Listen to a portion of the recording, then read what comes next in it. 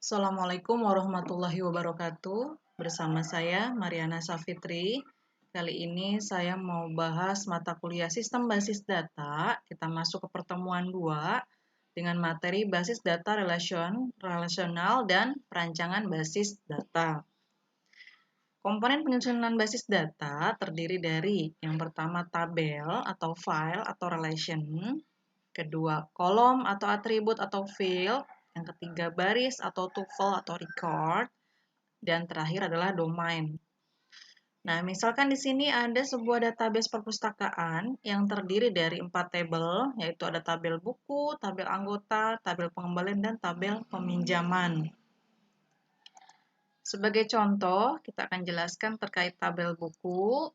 Di sini ada kode buku, judul, stok, beserta dengan isinya. Kode buku merupakan sebuah field, begitu juga dengan judul merupakan field, dan stok juga termasuk field.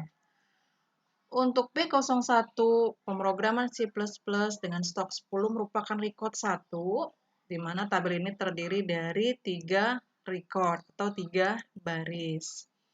Sedangkan untuk nilai dari Cooking is Easy atau nilai dari judul, kemudian B01 atau yang lainnya, bisa pemrograman C++, 10, 15, atau yang lainnya, ini merupakan sebuah value. Jadi ini bagian-bagian dari sebuah table. Selanjutnya, saya akan mempraktekkan bagaimana membuat database MySQL dengan menggunakan tools command prompt. Oke. Pastikan terlebih dahulu untuk membuat database MySQL di XAMPP control panelnya, bagian MySQL-nya, kita klik star-nya supaya aktif dulu. Kalau sudah seperti ini berarti MySQL-nya sudah aktif. Kita buka command prompt-nya. Oke, default-nya direktorinya diarahkan ke sini ya, ke user, kemudian ini XP. Nah, kita yang pertama lakukan adalah kita arahkan direktorinya langsung ke C saja dengan cara cd change directory C.2 / kita enter. Nah, sekarang sudah masuk ke direktori C. Kita aktifkan exampp, kemudian mysql bin mysql min u, kemudian root min p, kita enter. Diminta memasukkan password, biasanya passwordnya kosong. Oke, kalau sudah welcome, berarti ini sudah aktif MySQL-nya. Kita sudah bisa membuat database, melihat database, membuat table. Nah, sebelum buat database, kita cek dulu database yang sudah pernah dibuat atau sudah ada di PC kita, di komputer kita, apa saja. Caranya show database, pakai S ya belakangnya, titik koma. Nah, ini adalah database-database yang pernah kita buat. Sekarang kita mau buat database baru. Misalkan kita buat nama database-nya adalah DB coba misalkan. Kita buat perintahnya dengan create database coba titik koma. Create database. Oh, sudah ada ya. Oke, kita cari yang lain. Misalkan coba 1. Nah, kalau sudah query oke, berarti ini sudah terbentuk database coba 1. Ya, tadi tidak bisa coba karena sudah ada exist ini. Ya, sekarang kita cek show database.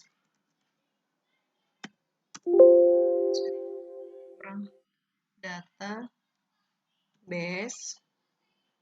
Nah, sudah ada coba 1. Berarti kita sudah berhasil membuat database dengan nama coba 1. Sekarang kita mau buat table di dalam database coba 1. Sebelum buat table, kita aktifkan dulu atau kita masuk dulu ke database coba 1-nya dengan cara use coba 1 titik koma. Nah, kalau sudah database change, berarti kita sudah masuk ke database coba 1. Kita cek, sudah ada table belum di sana? Show tables. Empty, masih kosong, berarti belum ada database karena kita belum buat. Nah, sekarang kita mau buat database. Mau buat table. Create table. Nama tabelnya misalkan anggota. Kemudian fieldnya ada ID underscore anggota. Nama field, nama table, nama database. Jangan pakai spasi ya. Kemudian dengan tipe datanya char. Di sini misalkan panjangnya 4, kita boleh lanjutkan perintahnya di sini atau kita boleh tekan enter. Ya. Kemudian field yang kedua nama dengan tipe datanya varchar. Misalkan 20. Oh ya, di sini ada beda. Kenapa di sini ID anggota char, kemudian nama varchar, padahal ini sama-sama bentuknya adalah bisa huruf, bisa angka gitu ya. Karena untuk char berarti kalau kita sudah siapkan 4, berarti ini ID anggotanya sudah pasti isinya adalah 4 ya. Tapi kalau nama kita gunakan varchar karena nama orang itu kan panjangnya tidak selalu 20 semuanya, beda-beda. Maka kita gunakan varchar ini untuk menghemat memori, penggunaan memori. Oke, itu bedanya ya antara char dengan varchar. Kita lanjut field yang ketiga misalkan alamat. Tipe datanya berarti yang cocok adalah varchar. Misalkan panjangnya 30. Kemudian field yang keempat, misalkan nomor telepon. Tipe datanya juga varchar, misalkan panjangnya 15. Selanjutnya tanggal lahir, misalkan field yang selanjutnya tipe datanya adalah date. Nah, dalam sebuah table, ada yang namanya primary key. Dari ID anggota, nama, alamat, nomor telepon, dan tanggal lahir, yang paling cocok untuk primary key adalah ID anggota. Maka primary key, kita masukkan ID anggota. Karena di sini diawali kurung buka, maka diakhiri dengan kurung tutup. Jangan lupa titik koma. Oke, kita coba. Nah, kalau sudah query oke, berarti kita sudah berhasil membuat sebuah table dengan nama anggota. Sekarang kita cek struktur tabelnya apakah sesuai dengan yang kita inputkan. Caranya des anggota untuk mengetahui struktur tabel. Kalau sudah kita enter, nah ini dia.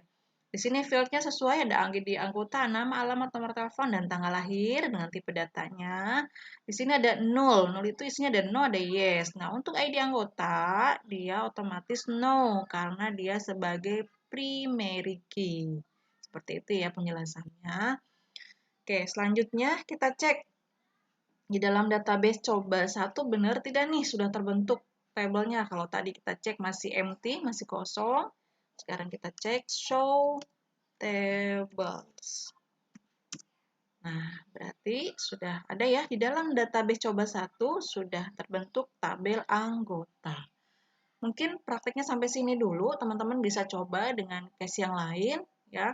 Mudah-mudahan bisa dipahami. Terima kasih. Assalamualaikum warahmatullahi wabarakatuh.